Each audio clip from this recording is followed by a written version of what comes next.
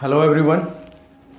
Today we will learn about the term electromagnet, differences between electro and natural magnet. It means a comparison between the electromagnet and natural magnet.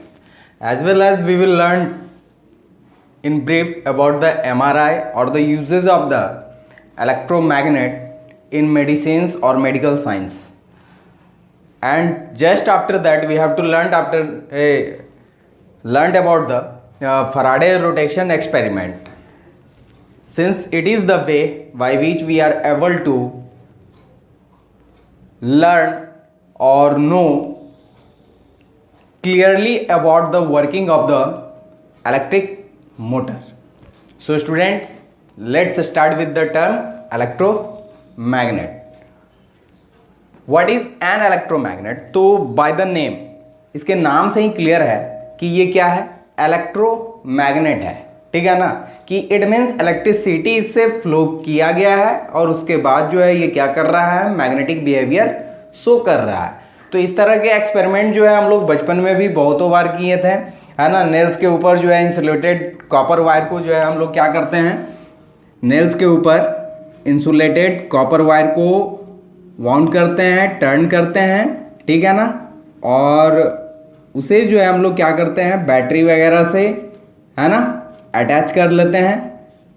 और इसके बाद जो है हम लोग बचपन में इसे जस्ट लाइक एक खिलौने की तरह जो है हम लोगों ने खूब यूज़ किया है ना, ताकि जो है आप आयरन पार्टिकल को, खासकर आयरन पार्टिकल ही, क्योंकि उस समय हमारे पास इतनी नॉलेज नहीं हुआ करते थे कि इसके अलावा भी और भी कोई टर्म्स या कोई ऐसे सबस्टांसेस हैं जो इनसे क्या होंगे, अट्रैक्ट होंगे। ठीक है, तो due to electricity the nails behaves like a magnet, है ना, कि इस इलेक्ट्रिसिटी के कारण ही ये जो हमारा नेल्स होता है वो किस तरह से बिहेव करता है, मैग्नेट के तरह बिहेव करता है। ठीक है, तो ये क्या हो गया, इलेक्ट्रोमैग्नेट, यानी all those substance that behaves like a magnet and that have a property of magnet whenever the electric current passes through it. ठीक है ना, बट कुछ ऐसे केसेस हैं जहां एक ही बार क्या किया जाता है, इलेक्ट्रिक करंट को जो है वो पास आउट किया जाता है ना। कुछ तो आपको टेम्पररी जो है वो आपको मैग्नेटिक बिहेवियर जो है वो क्या करते हैं, शो करते हैं, लेकिन कुछ क्या हो जाते हैं कि परमानेंटली आपको जो है वो मैग्नेटिक बिहेवियर शो करना शुरू कर देते हैं। हम लोगों ने अभी जस्ट एक सोलेनाइड के बारे में पढ़ा था। तो सोलेनाइड में क्या था कि नंबर ऑफ टर्न था किसका, तो इंसुलेटेड कॉपर वायर का था, है ना, और कुछ इस तरह से इंसुलेट किया जाता है कि वो कैसा दिखने में लगे, तो एक hollow cylindrical tube like structure आपको क्या होता है, मिलता है, समझे। अब इसी ट्यूब में, है ना, सिलिंड्रिकल ट्यूब में जिसके ऊपर क्या है, बॉन्डेड है कौन, तो इंसुलेटेड कॉपर वायर है। ठीक है, आप इसमें थोड़ा सा अगर लैब में काम कर रहे हैं तो आप रियोस्टेट वगैरह, बैटरी, ये सब जो है सारे चीज़, है ना, उन सबको आप यूज़ करें।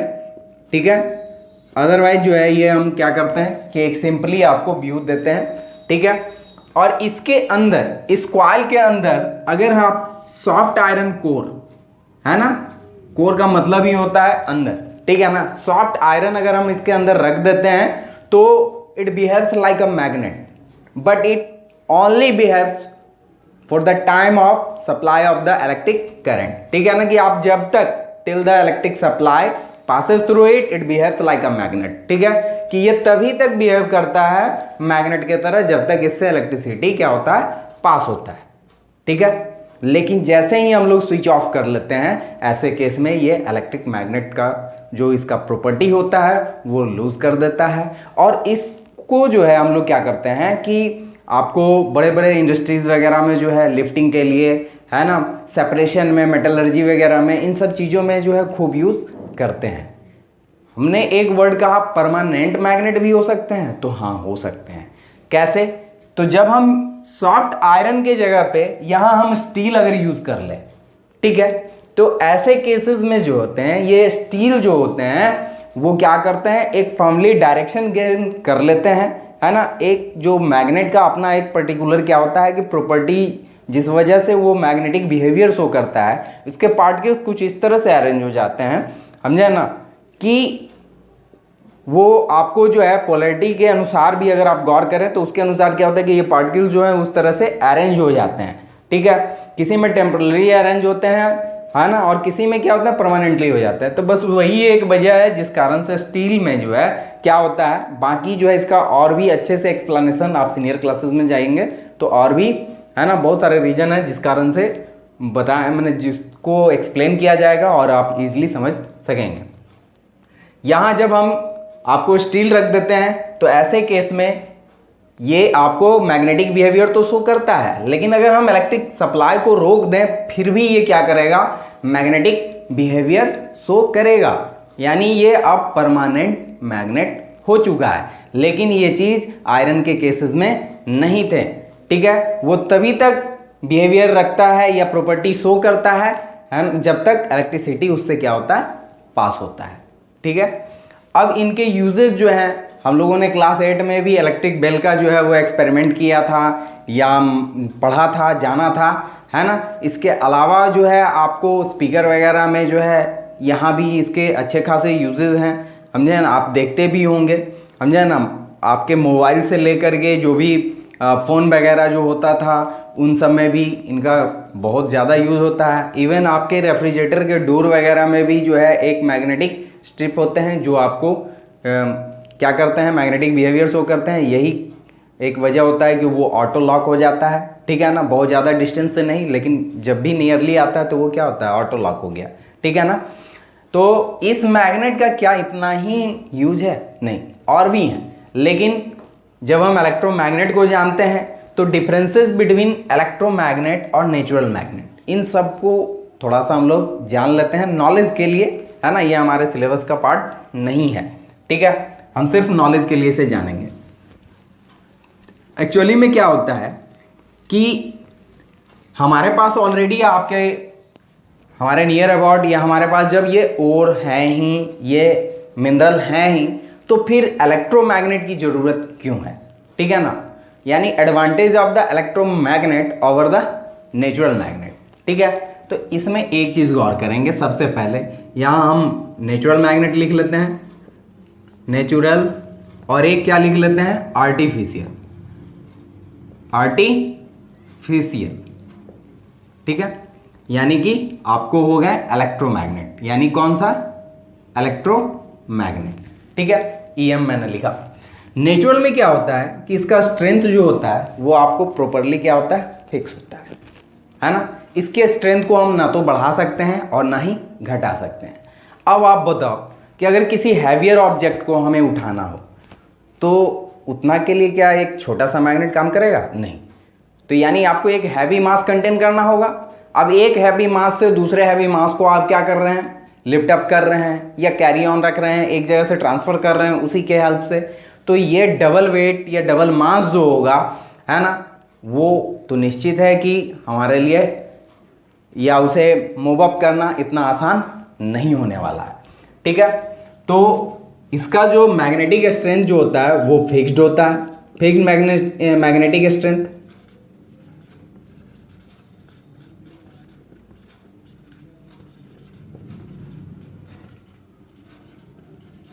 ठीक है। इसके अलावा जो है इसमें आप गौर करें तो क्या आर्टिफिशियल मैग्नेट के स्ट्रेंथ फिक्स होते हैं, तो हमने पढ़ा भी है ना, कि नंबर ऑफ टर्न्स अगर आपका कॉइल का क्या होता है, बढ़ता है, तो उस केस में भी मैग्नेटिक स्ट्रेंथ जो होते हैं वो हमारे क्या हो जाएंगे, बढ़ जाएंगे, है ना। इलेक्ट्रिक करंट का सप्लाई अगर हम ज़्यादा कर दें तो भी क्या होगा, बढ़ जाएगा, ठीक है। नंबर ऑफ कॉपर वायर भी आप अगर क्या करते हैं, या जो इंसुलेटिंग वायर होते हैं उसको अगर हम बढ़ा दें तो ऐसे केस में भी हमारा क्या होता है कि मैग्नेटिक स्ट्रेंथ जो होगा वो आपको बढ़ जाएगा। तो इसके पास फिक्स्ड मैग्नेटिक स्ट्रेंथ नहीं होते हैं, है ना। तो it has not a fixed, यानी आप इसे बढ़ा भी सकते हैं magnetic strength,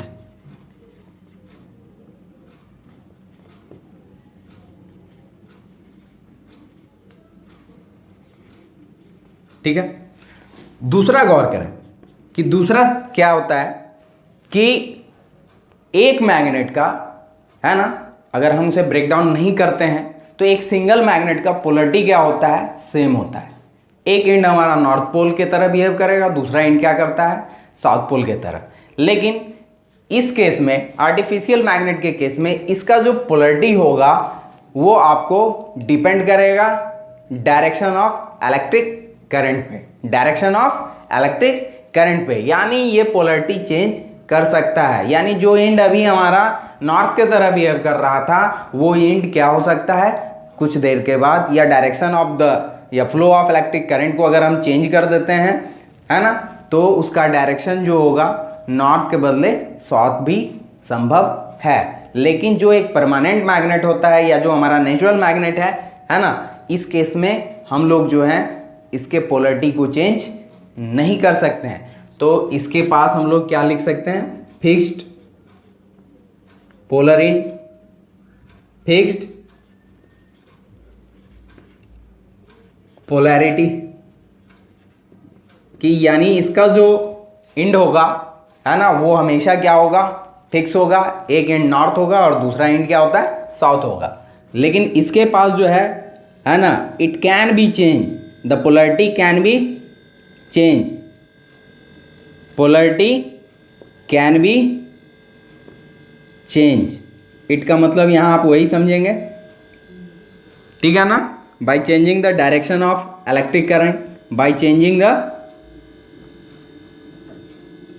direction of electric current.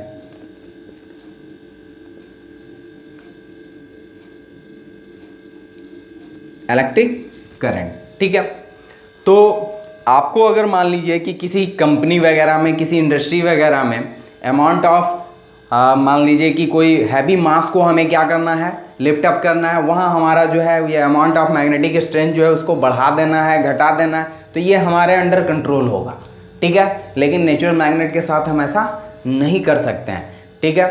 तो वहाँ जो है उन सब जगहों पे हम इसे यूज़ नहीं कर पाते हैं। इसके अलावा जो टर्म हमारा आता है नेक्स्ट जो है ना, MRI, है ना, मैग्नेटिक रिजोनेंस इमेजिंग, ठीक है। इसका क्या हमारे मेडिकल साइंस में जो है इसका क्या यूज है, तो इसे आप एक प्रॉपर वे में समझ लें। सबसे पहले हम ह्यूमन बॉडी को समझें। हम लोगों ने बहुत सारा चीज़ पढ़ा था कि हम जो विजुअलाइज करते हैं, देखते हैं, ठीक है ना, या फिर जो कुछ हमने साउंड में पढ़ा कि सुनते हैं, है ना, वो ट्रांसमिट ब्रेन को कैसे होता है, तो वो ब्रेन को होता है by the help of pulse. Pulse क्या था, द इलेक्ट्रॉनिक सिग्नल्स। इलेक्ट्रॉनिक क्या था, सिग्नल्स थे। हमारा बॉडी भी तो कुछ एटॉमिक पार्टिकल्स से ही बने हुए हैं, ठीक है। और इन्हीं बॉडी में या इसी बॉडी में जो है ये पार्टिकल क्या होते हैं, चार्ज होते हैं, ठीक है ना। बॉडी के अंदर ही कुछ एक पार्टिकल जो है वो हमारे क्या होते हैं, चार्ज होते हैं, ठीक है ना। लेकिन इनके पास बहुत ही स्मॉल चार्जेस होते हैं, बहुत छोटे चार्जेस होते हैं, ठीक है। और जब ये मूवमेंट में होते हैं यानी फ्लो ऑफ चार्जेस हो रहे हैं, फ्लो ऑफ क्या हो रहा है, चार्ज हो रहा है, यानी small amount of electric current हमारे बॉडी के अंदर में भी क्या होते रहते हैं, फ्लो करते रहते हैं। खासकर आप अगर देखेंगे तो पंपिंग सिस्टम जो हमारा जो हार्ट है ना, तो हार्ट में क्या होता है कि आपको पंपिंग सिस्टम के थ्रू जो है ब्लड प्योरिटी या इम्प्योर प्योर ब्लड जो है ना, वो सर्कुलेट होते रहते हैं। तो सर्कुलेशन के क्रम में ये जो पार्टिकल्स होते हैं, जो चार पार्टिकल्स इनके साथ ही मूव करते रहते हैं, यही आपको सारे जगह से इंफॉर्मेशन वगैरह गैदर करते हैं, ब्रेन तक पहुंचते हैं। यानी आपके दो मेन पार्ट हैं, समझे ना, जहां पर में सबसे ज़्यादा क्या होता है, इन चार पार्टिकल का मूवमेंट होता है सबसे ज़्यादा, ठीक है। कहाँ, तो हार्ट और ब्रेन में होता है, ठीक है। अब ये चार पार्टिकल्स जो होते हैं वो भी आपको क्या करते हैं, मैग्नेटिक बिहेवियर शो करते हैं।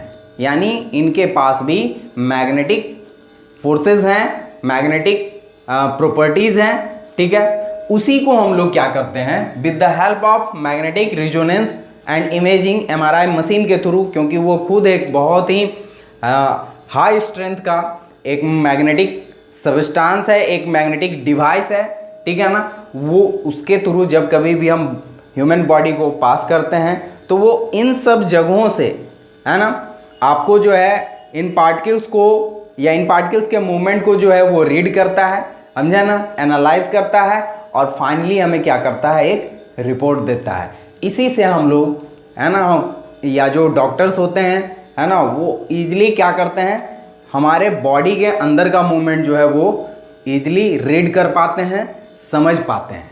ठीक है, तो ये आज के डेट में सबसे ज़्यादा हेल्पफुल हुआ मेडिकल साइंस के लिए, क्योंकि पहले लोग एक अनुमान लगाते थे, पहले जो है सिम्टम के थ्रू काम किया जाता था, लेकिन आज जो है, आज एक्यूरेसी हमारा बहुत हद तक क्या है, बढ़ चुका है। ठीक है, और यही वजह होते हैं कि हम लोग जो है एक्यूरेट वर्क कर पाते हैं उस जगह पे, जिससे क्या होते हैं कि ह्यूमन बींग्स का जो लाइफ होता है वो आपको बच सकता है, समझे ना, या फिर इनके लिए जो है ये बहुत ही ज़्यादा फायदेमंद होते हैं। ठीक है, इकोकार्डियोलॉजी वगैरह जो हम लोग सुनते हैं कभी कभी, ईसीजी वगैरह, ठीक है ना, लेकिन वहाँ भी आपको जो है यही पल्स के रूप में ही दिखाया जाता है। ठीक है, लेकिन उससे भी हमारे पास इतना ज़्यादा जो है वो फिगर क्लियर नहीं हो पाता था कि प्रॉपर क्या प्रॉब्लम है, लेकिन एमआरआई के थ्रू हम उससे भी ज़्यादा क्या करते हैं, नियर अबाउट जो है पहुंच सकते हैं, समझ सकते हैं। तो इनका अपना ही एक रोल है किसमें, मेडिकल साइंस में। नेक्स्ट टर्म जो आता है फैराडे रोटेशन एक्सपेरिमेंट, ये टर्म हमें समझना जरूरी है, क्योंकि आगे जो हमारे टर्म्स आएंगे इनका यूज होने वाला है, या इसी एक्सपेरिमेंट के बेस पे जो है आगे का जो हमारा फर्दर वर्क हुआ, या जो हमारे नेचर में या हमारे फिजिक्स में जो डेवलपमेंट हुए, तो उसमें भी इनका एक अलग ही वैल्यू रहा। ये फैराडे रोटेशन एक्सपेरिमेंट था क्या, हम लोग सबसे पहले उसे जाने। हम लोगों ने अभी फ्लेमिंग्स लेफ्ट हैंड रूल वगैरह पढ़ा, समझा है, लेकिन इस फैराडे एक्सपेरिमेंट के बाद जो है हम लोग प्रॉपरली वर्क या जो मूवमेंट ऑफ द सबस्टांस या इलेक्ट्रिक सबस्टांस जो समझे कि वो किस तरह से मूव करता है, जैसे किकिंग वायर एक्सपेरिमेंट में तो वो आगे पीछे मूव कर रहा था, इसमें क्या है कि इसके हेल्प से हम जान पाएंगे कि बॉडी रोटेट भी कर सकते हैं। इसके लिए जो है आपको एक हॉलो सिलिंड्रिकल ट्यूब लेना है। ठीक है, इस हॉलो सिलिंड्रिकल ट्यूब में जो है दोनों एंड पे कॉर्क होते हैं, दोनों एंड पे क्या होते हैं, कॉर्क होते हैं। ठीक है, अब इस कॉर्क से हम लोग क्या करते हैं, तो एक बार मैग्नेट है ना, जिसका नॉर्थ एंड ऊपर की तरफ और ये साउथ एंड नीचे की ओर होता है। ठीक है, यहाँ एक कंडक्टिंग वायर लगाते हैं with the help of hook, है ना, कि with the help of hook ही नहीं, विथ हुक कि, और उसके बाद एक मैग्नेटिक कॉपर का ही एक निडल लगा लेते हैं। ठीक है, कॉपर का ही एक निडल लगा लिए।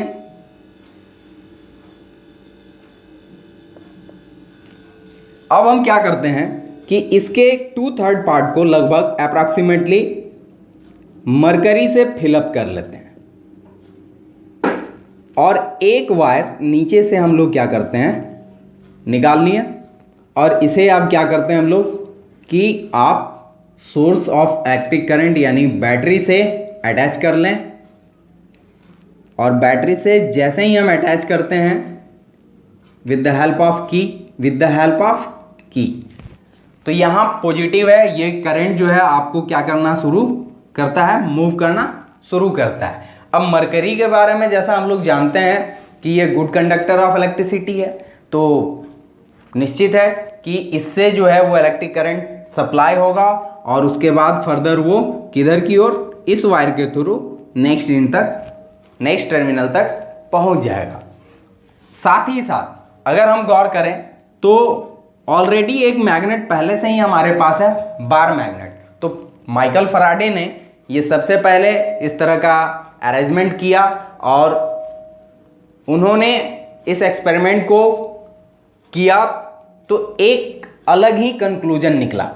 पहले हमारा जिस तरह से किकिंग वायर एक्सपेरिमेंट वगैरह जो था, उसमें मूवमेंट ऑफ द वायर क्या था, सिर्फ टू एंड फ्रो था। ठीक है ना, कि आगे या पीछे मूवमेंट होता था, लेकिन इसका ज़्यादा मैकेनिकल यूज नहीं हो पाता, तो हम लोग जिस हिसाब से अपनी ज़रूरतों को पूरी करते हैं तो उसके लिए जो है अलग अलग तरह के क्या करते हैं, एक्सपेरिमेंट हमारे लिए करने होते हैं और उन्हीं से हम क्या करते हैं, कंक्लूजन निकालते हैं।